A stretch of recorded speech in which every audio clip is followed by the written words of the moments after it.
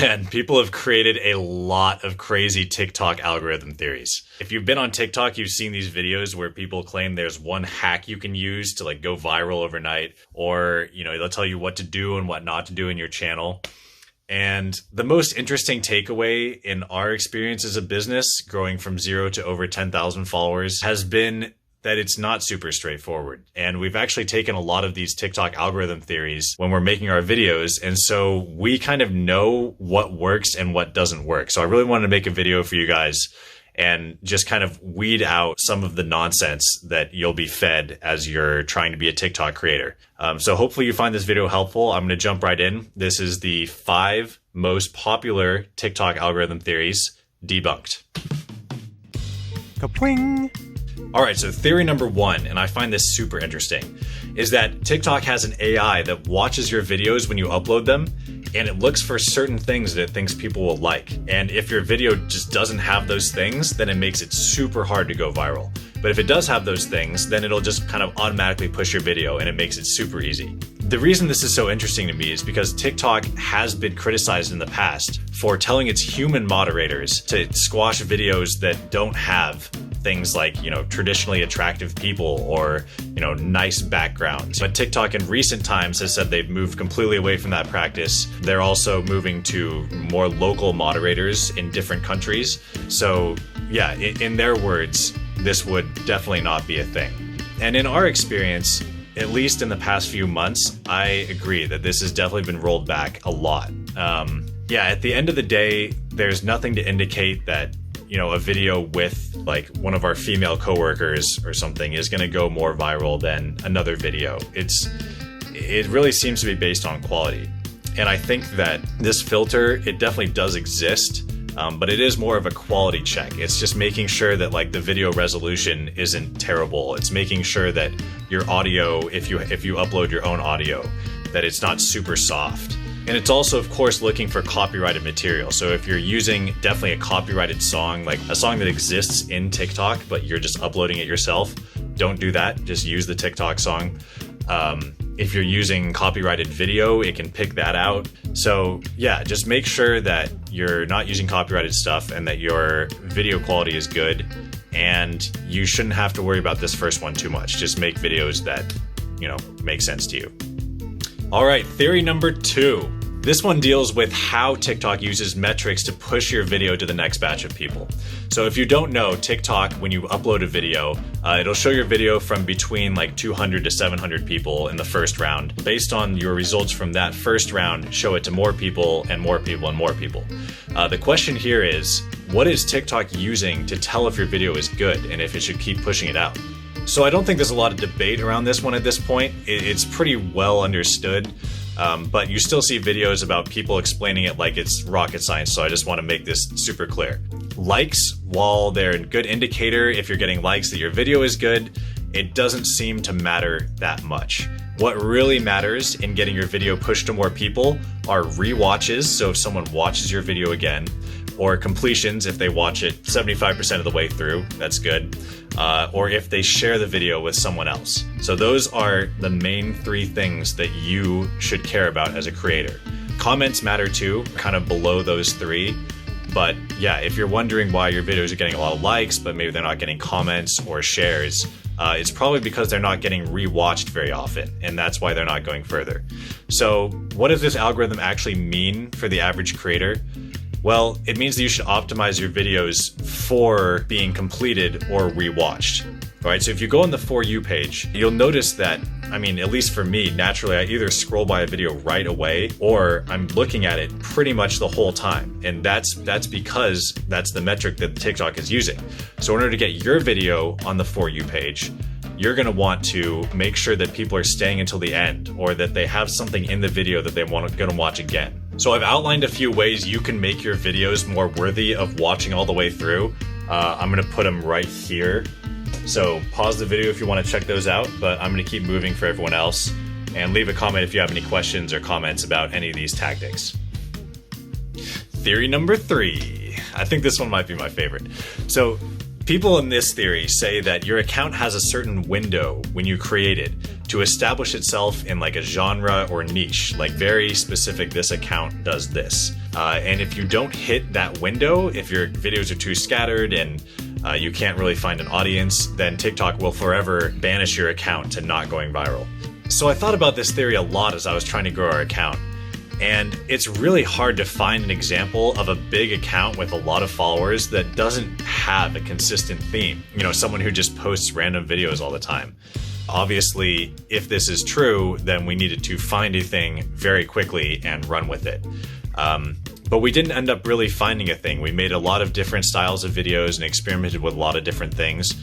And if anything, this probably hurt our account the most, is just not having a consistent style of video that people could rely on us to come back to. But I also don't want to give a lot of the credit to the algorithm here. I think that this one is related to just people's behavior. They will just like things that they've liked before. As you follow people, their videos will appear more on your For You page. Because if you build a following at the beginning and your videos change, those people are still going to be in that first batch of people. And that first group of people is essential in your video taking off in the first place. So TLDR on this theory, I think it does matter to have a consistent theme to your account, but it doesn't necessarily matter if you do it in the first few videos.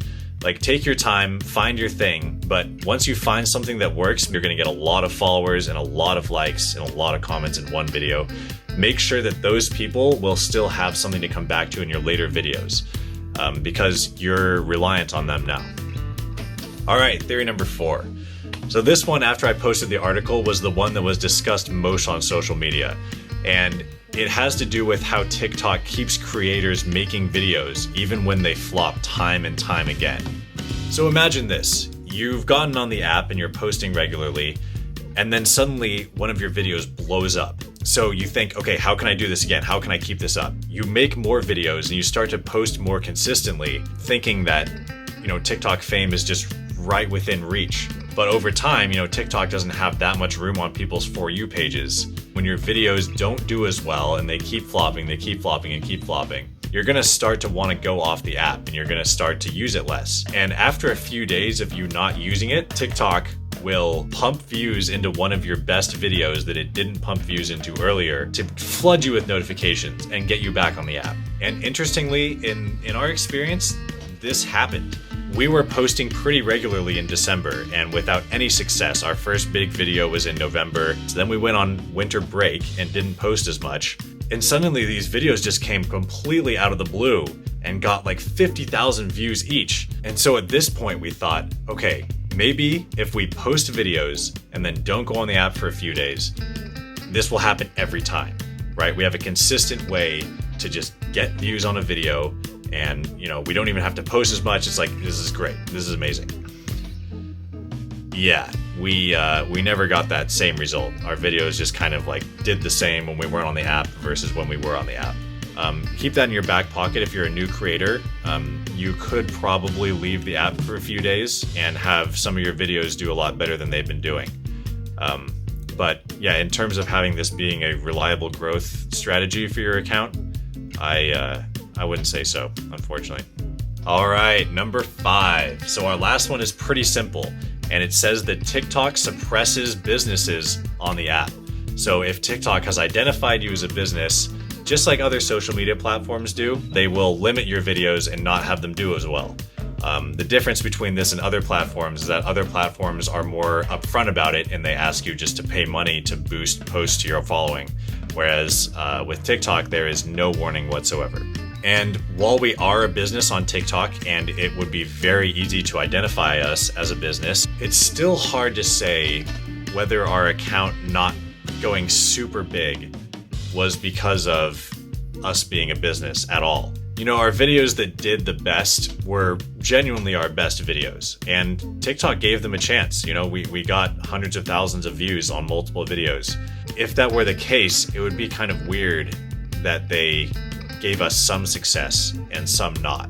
And the fact that our account looks like any other account in that aspect leads me to believe that TikTok isn't doing this as much as people think. But I don't know. I don't like to make excuses, and to be honest, just making a really good TikTok is hard these days. Hiding behind the fact that we're a business and that's why we didn't do better is kind of silly. But at the same time, I can't really disprove that they held us back So I'd say if you're a small business thinking about going on TikTok, just make sure that you're right for the platform, but then go for it. I wouldn't worry about it too much. And how you know you're right for TikTok? Well, you probably have a fun and very visual product. Other than that, it's just not a platform where businesses are well received. When you're on For You page, would the video you're gonna make next fit in there, or would it be kind of a sore thumb? And when you start to think that way, then a lot of things will make sense. So in conclusion, I just want to say that while not all these theories might be true, 100%, they definitely contain important knowledge. And it just steers you in the right direction towards making videos that people will like. So even if, for example, there's no AI looking at your account to make sure that all your videos are kind of in the same vein, humans will kind of be doing that, right? And even if there's no AI to say, oh, if your video doesn't pass these certain, visual milestones, no, that's just people doing that. Like, you have to realize that there's a lot of people on TikTok. They like a lot of different stuff. So in order to get on the For You page and go really viral, your video has to appeal to a lot of people.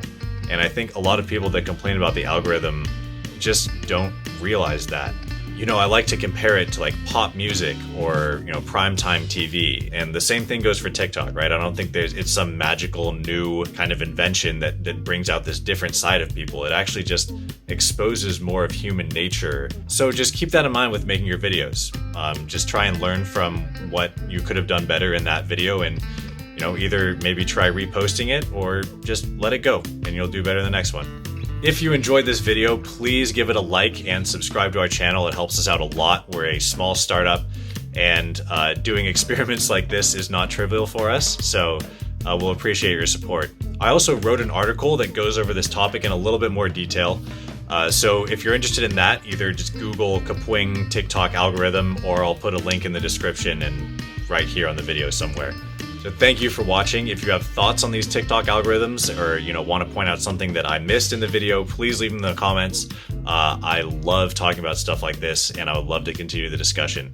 So good luck TikToking, and we'll see you next time.